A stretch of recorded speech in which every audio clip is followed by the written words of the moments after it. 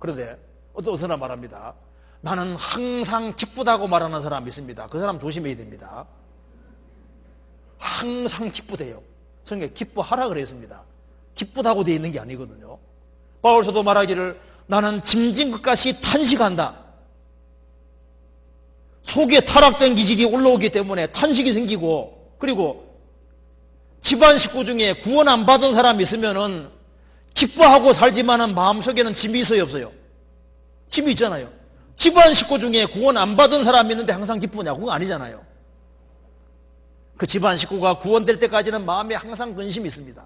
바울 사도도 말하기를 날마다 내 속에 눌리는 일이 있다. 눌리는 일이 있어요.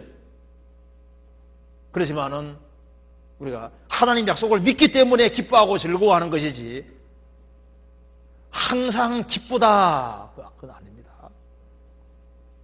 나는 항상 기쁜데 자면은 항상 기뻐. 난 항상 기쁘지는 않아. 그럼 뭐 잘못된 거야. 뭐 하나 못 깨달았어. 그래. 덜 깨달았어. 새로운 걸 깨달아야 돼. 이렇게 해가지고 이상하게 되는 경우도 있습니다. 아니에요. 항상 기쁘다고 되어 있는 게 아니라 항상 기뻐하라고 되어 있는 거예요. 그리고 이제 그 다음에 우리가 어떻게 하면은 더 큰 기쁨 속에 살 수 있느냐. 하나님은 의인을 위해서 빛을 뿌리고 기쁨을 뿌린다는 말씀이 나와 있잖아요. 하나님은 정말 기쁨을 주시는 분인데 우리가 어떻게 하면 더 큰 기쁨 속에 살 수 있을까? 그걸 한번 구체적으로 생각해 봅시다. 우리가 어떻게 하면은 더 큰 기쁨 속에 살 수 있을까? 주님과 정상적인 사귐 속에서 기쁨이 있기 때문에 성경에 말씀하기를 정말 기쁨으로 살라고 하면은 하나님 아버지 앞에 잘못된 것을 자백하라고 되어 있는 겁니다.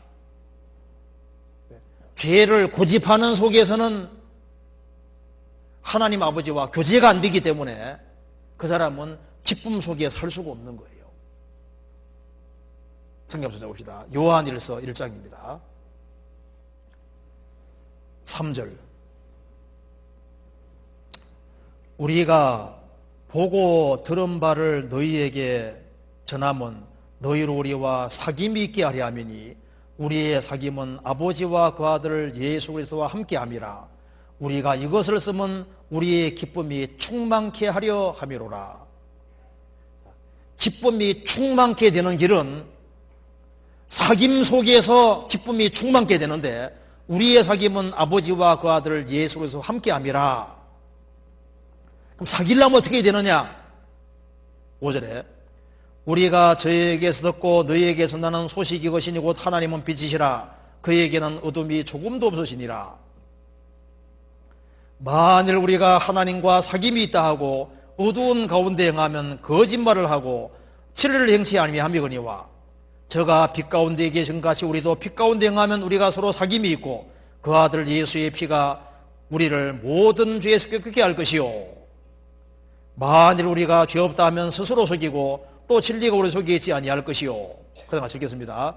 만일 우리가 우리 죄를 자백하면 저는 미쁘시고 이루어사 우리 죄를 사하시며 모든 불의의 소리를 깨끗게 하실 것이요. 그러니까 하나님은 빛이시기 때문에 우리가 빛 가운데 행할 때 사귐이 있다는 겁니다. 그래서 죄가 있을 때 자백은 동거입니다. 자백하고 버리면은 그러면은 아버지와 친밀한 사귐이 되고 친밀한 사귐 속에서 기쁨이 충만케 된다. 그래서 아가서 보시면요 이렇게 되어 있잖아요. 아가서는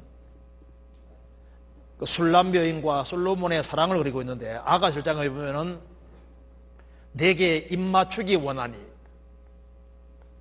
내 사랑이 포도주보다 진합니다. 그러니까 처음에는 입맞춤이 있고 그 다음 뭐가 있습니까? 그 다음에 왕이 나를 침궁으로 이끌어 들이시니 그러니까 그 다음에는 이제 잔치집에 들어가고 그 다음에 동행이 됩니다. 동행. 그러니까 부부가 결혼하고 서로 사귀고 운명과 고락을 함께하는 속에서 기쁨이란 게 있잖아요. 가족도 같이 사귀는 속에서 그 속에 기쁨이 있는 것처럼 크리스찬의 기쁨은 사귀는 속에서 기쁨이 있는데 구원받을 때 주님과 입맞춤을 한 겁니다. 구원받고 난 이후에는 주님이 우리를 침공에 끌어들이시는데 주님과 교제하는 속에서 기쁨과 즐거움이 증진된다 그 말입니다.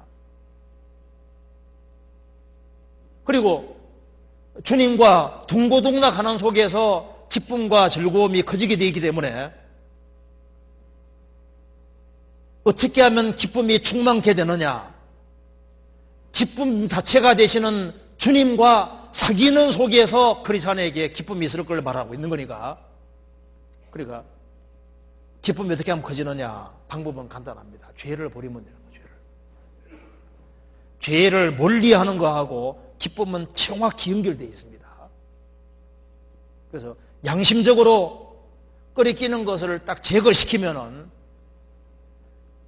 주님하고 친밀한 사귐이 되고 그래서 영혼에 큰 기쁨이 있게 되어 있고 기쁨과 감사가 계속 올라오게 되는 거예요.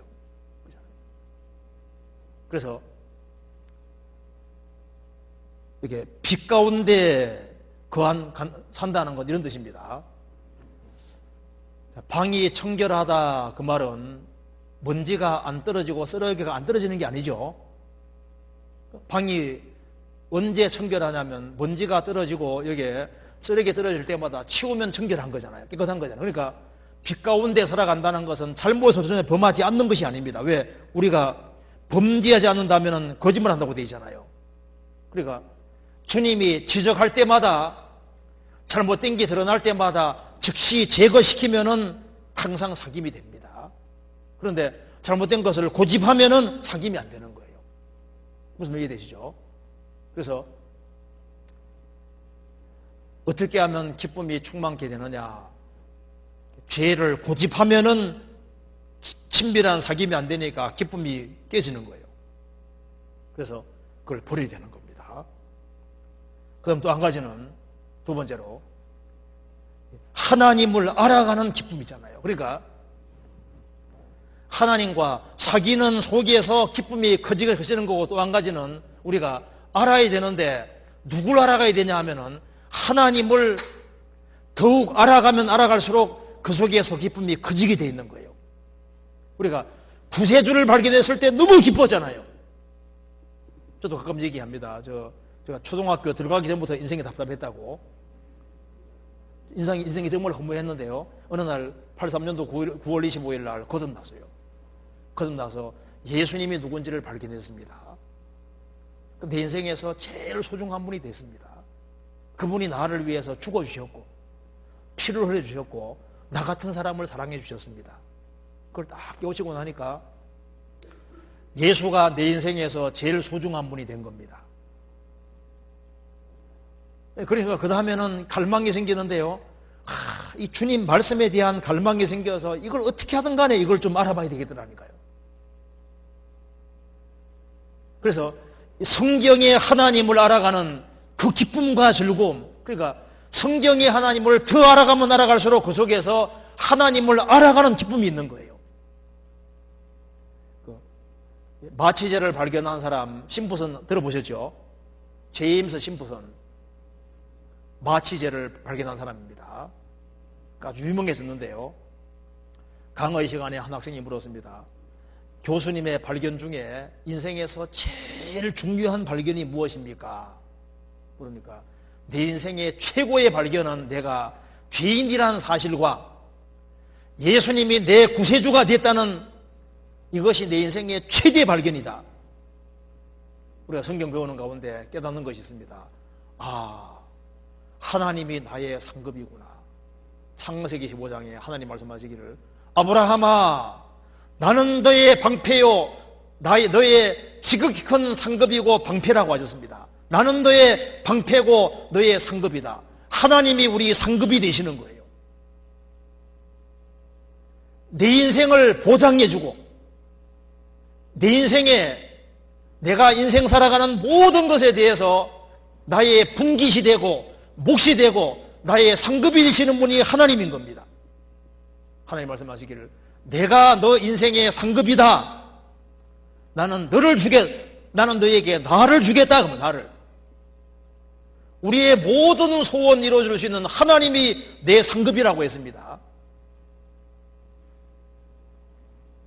하나님 말씀하시기를 내가 너의 상급이야. 어떤 아내가 좋은 남편 얻으면 인생에서 좋은 남편이 자기에게 영원한 죽을 때까지 상급이잖아요. 하나님은 나의 상급입니다.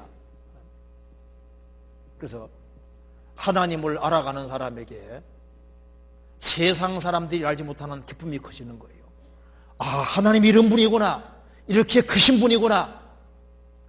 정말 우주를 창조하시고 가장 세심하시고 전지전능하시고 우리의 모든 소원을 채워주실 아주 엄청난 분이라는 걸 깨닫게 되는 겁니다. 성경을 알아가는 기쁨이 있습니다. 성경에 하나님을 알아가는 기쁨이 있는 거예요.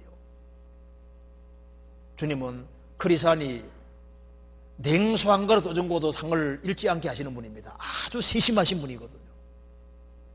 그래서 우리가 하나님을 더 알아가는 그 속에서 기쁨이 더 커지게 되어 있는 거예요. 또 한 가지는 기쁨이 커지는 길이 있는데요. 기쁨이 커지는 길 중에 하나가 이게 헌금하는 생활입니다. 이게 참 신기한 겁니다. 그러니까 이제 구원받고 난 이후에 우리가 11조 생활을 하지 않습니까? 하나님께 우리가 모든 걸 받았기 때문에 하나님께 드리는 시작이 헌금하는 생활이거든요. 그래서 이 11조 생활을 해보고 헌금 생활을 해보시면 그 속에서 주님이 그 안 할 때는 모르던 그 기쁨을 주십니다. 우리가 물질을 벌면요 하나님께 10분의 1을 드리고 모든 것이 하나님의 것이라는 걸 인정하는 표가 11조지 않습니까? 그 다음에 그 물질을 정말 불쌍한 사람에게 쓰고 물질을 정말 바르게 써봐요. 물질을 바르게 쓰는 그 사람에게 주님이 기쁨을 주시는 것이 맞습니다. 그러니까 크리스찬의 신앙생활 속에서 진짜 신앙생활 속에 기쁨이라는 것을 뭔지를 느끼려면요 헌금 생활을 바르게 해보세요. 진짜입니다. 그래서 돈을 잘 모아서 정말 바른 데 사용하고 복음 전해지는 곳에 주님 역사가 이루어지는 곳에 물질을 잘 사용해 보세요. 주님이 딱 보시고 그 사람에게 기쁨을 주십니다. 진짜. 물질을 움켜잡고 아주 인색하고 자기만 위해 사용하고 그 사람 시간 지나봐요. 신앙의 기쁨이 뭔지를 모릅니다. 주님은 즐겨내는 자를 사랑하신다는 이유가 있습니다. 돈 때문에 사랑하는 것이 아닙니다. 성경 한번 찾아봅시다. 고린도후서 9장 7절을 보시겠습니다. 각각 그 마음에 정한 대로 할 것이요 인색함으로나 억지로 하지 말지니 하나님은 즐겨내는 자를 사랑하시느니라. 하나님은 즐겨내는 자를 사랑하시느니라. 그 왜 즐겨내냐 하면은 하나님을 즐거워하지 않는 사람은 즐겨낼 리가 없어요. 주님을 정말 기뻐하고 영혼이 건져지고 세워지는 걸 진짜 기뻐하지 않는 사람은 즐겨낼 수 없거든. 돈이 얼마나 아까운 건데. 자기 피땀 흘려 버는 것이 돈인데 이것을 즐겨 복음 전해지는 곳에 주님 역사에 잘 사용을 하고 영혼 건지는 데 잘 활용하고 내가 가지고 있는 돈을 영혼을 건지고 세우는데 밥도 사주고 돈을 재물을 잘 사용하면요 주님이 그 사람 보시고 야 너는 사는 목적이 주님 영광을 위한 것이고 천국에 소망을 두고 살고 있고 하나님을 정말 사랑하는 그 표가 물질을 드리고 나타나기 때문에 그 주님이 그 사람에게 뭘 주십니까? 기쁨과 즐거움을 주십니다. 맞잖아요. 그래서 11조 생활을 하는 것이 그게 잘하는 겁니다. 잘 해보세요. 해보시면요 하는 사람은 하는 속에서 기쁨이 커지게 되어 있는 거예요. 그래서 주님께서 우리를 어렵게 하려고 하는 게 아닙니다. 우리에게 정말 신앙생활 속에 진정한 기쁨을 알게 해주기 위해서, 그래서 우리는 이 돈을 잘 사용하는 걸 배워야 되거든요. 재물을 잘 활용하는 것을 배워야 됩니다. 그래야만 신앙의 기쁨이 뭔지를 깨달아갈 수 있는 거예요. 한 교회에 한 목사님이 부임했습니다. 700명이 모이는 교회입니다. 근데 그 교회 교인들이 아주 문제가 많은 거예요. 그래서 이제 그 한 성도분이 말합니다. 아이고, 목사님 700명을 기쁘게 하려면 너무 힘드시겠습니다. 아닙니다. 저는 한 분만 기쁘시게 하면 됩니다. 나는 예수님 한 분만 기쁘시게 하면 된다고 말입니다. 우리 인생의 목표는 주님을 기쁘시게 하는 겁니다. 주님을 기쁘시게 하는, 그걸 위해 힘쓰는 사람은 주님이 그 사람에게 기쁨을 주셔요. 그리고 기쁨이 어떻게 하면 커지느냐?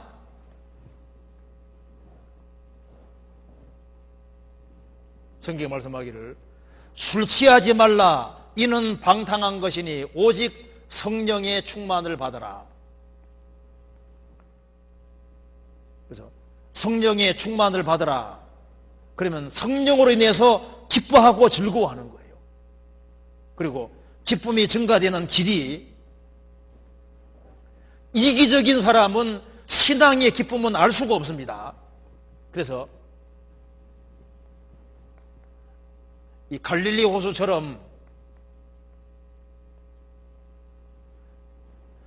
이게 이스라엘 땅에 있으면은 갈릴리 호수는 받고 물을 내어주잖아요.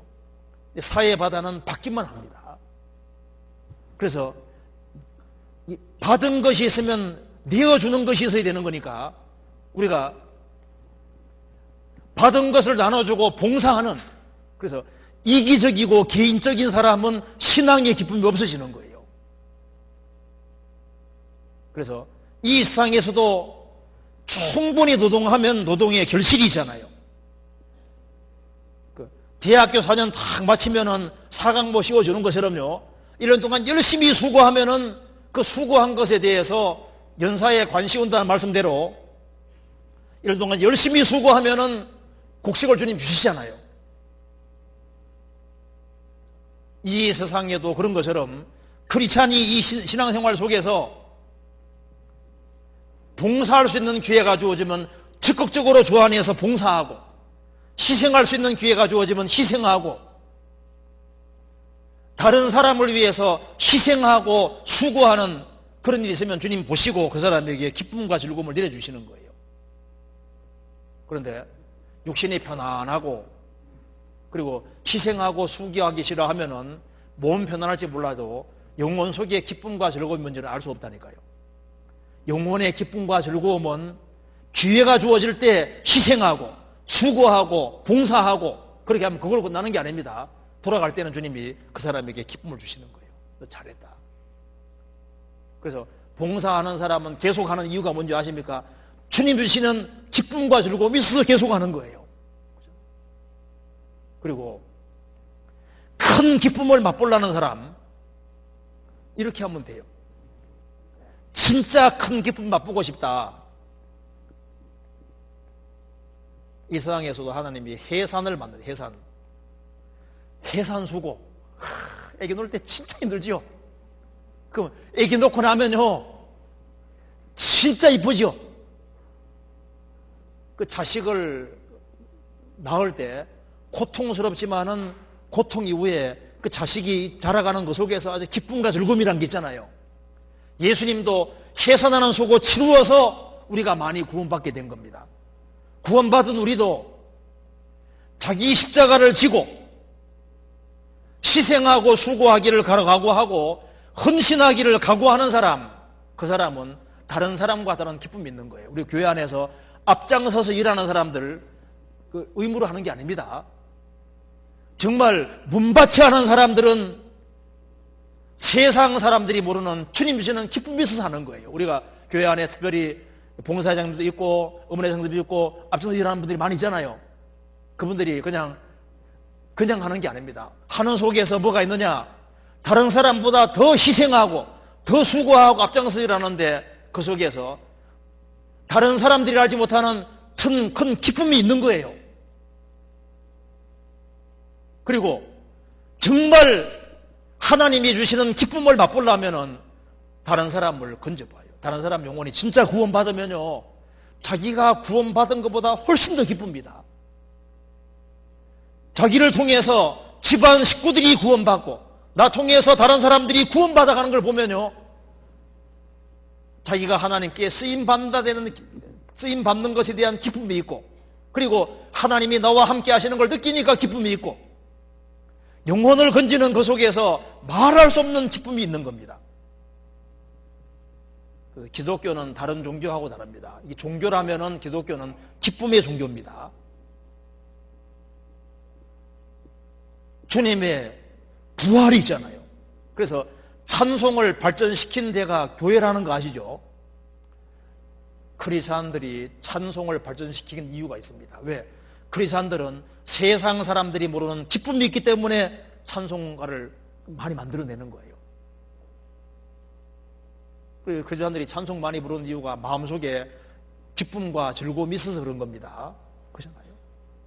그리고 우리는 장차 엄청난 기쁨의 세계 속에 진짜 들어가는 거예요. 우리는 영원한 기쁨과 즐거움이 있는 세계 속에 정말 들어가기 때문에 기뻐할 수 있는 사람들입니다. 성경 말라기 4장 보시겠습니다. 말라기 4장 1절입니다. 만군의 여호와가 이르노라, 보라, 극렬한 풀무불 같은 날이 이르리니 교만한 자와 악을 행하는 자는 다 초계가 될 것이라. 그 이르는 날이 그들을 살라 그 뿌리와 가지를 남기지 아니할 것이로되. 그다음 가시겠습니다. 내 이름을 경외하는 너희에게는 의로운 해가 떠올라서 치료하는 광선을 발하리니 너희가 나가서 외양간에서 나오는 송아지 같이 뛰리라. 악인들은 다 심판을 받을 것이지만은 주님 이름을 경외하는 너희에게는 의로운 해가 떠올라서, 의로운 해가 재림하시는 주님입니다. 치료하는 광선을 발하리니 우리 영혼 몸 전체가 치료가 됩니다. 마음의 상처가 다 치료가 되고 우리 몸도 부활의 몸을 입고 영광스러운 세계 속에 들어가는데, 너희가 나가서 외양간에서 나오는 송아지 같이 뛰리라. 이 세상은 외양간입니다. 외양간에 갇혀있던 송아지가 들판에 뛰어나가서 펄쩍펄쩍 뛰는 것처럼 우리가 천국 들어갈 때 그 천국에서 정말 너무나도 기뻐서 외양간에 나오는 송아지 같이 뛸 것이다. 인생에서 가장 슬픈 것 중에 하나가, 사실 슬픔 중에 제일 큰 슬픔은 뭡니까? 이별입니다. 이별만큼 슬픈 것 없잖아요. 그러니까 바꿔 말하면 상봉만큼 기쁜 것은 없거든요. 우리가 천국에서 주님을 뵙게 됩니다. 그리고 구원받은 모든 성도들을 저 위에서 영원히 만나게 되는 거예요. 주님이 거듭난 사람에게는 구원의 하나님을 경험하게 하셨기 때문에 마음속에 기쁨이 있는 겁니다. 시편의 4편에 말한 대로, 시편 4편에 주께서 내 마음에 두신 기쁨은 저희의 곡식과 새 포도주의 풍성한 때보다 더하니이다. 주께서 내 마음에 두신 기쁨, 그 기쁨이 구원받은 사람에게 있습니다. 그래서 기쁨을 주셨기 때문에 기뻐하라고 하셨습니다. 주님이 항상 함께 하시니까 항상 기뻐하라고 하셨습니다. 그래서 기쁨을 정말 받은 것을 경험하는 사람은 우리도 주님을 기쁘시게 해드릴 필요가 있습니다. 우리에게 기쁨 주신 하나님 앞에 어떻게 드리는 게 기쁨을 드리는 것일까요? 주님이 헌금하는 것도 기뻐하시고, 우리가 주 안에서 기뻐서 하는 거 다 기뻐하십니다. 그런데 하나님의 최고의 기쁨이 뭔지 아시죠? 누가복음 15장에 말씀하셨습니다. 죄인 하나가 회개하면 하늘에서는 회개할 것이 없는 의인 99을 인하여 기뻐하는 것보다 더하리라. 주님은 우리를 기뻐하시고 우리에게 기쁨 주셨는데, 우리가 주님께 기쁨을, 최고 기쁨 드릴 것이 있는데, 그것이 뭐냐면 죄인 하나가 회개하면은 구원받은 의인 99이 기뻐하는 것보다 죄인 하나가 회개하면 하나님이 그것을 더 기뻐하신다. 우리가 알 수 있습니다. 주님께 최고 기쁨 드리는 것이 뭐냐? 그게 영혼을 건지는 겁니다. 그래서 우리 인생이 영혼을 건지는 사람이 된다면 하나님을 기쁘시게 하는 사람이 되는 거예요. 우리 교회가 더 많은 사람을 건지면은 하나님이 기뻐하는 교회가 되는 겁니다. 그러기 위해서는 우리가 밝게 살 필요가 있습니다. 좋은 뉴스를 전하는데 슬퍼하며 전하면 안 맞잖아요. 기쁜 소식은 기뻐하며 전해야 되는 겁니다. 그래서 이 교회도 밝아야 되고 개인도 밝아야 된다는 말이 맞는 겁니다. 그래서 주님께 정말 감사하고 항상 기뻐하는 그런 태도 가지고 사는 그 사람 통해서 역사가 나타나게 될 겁니다.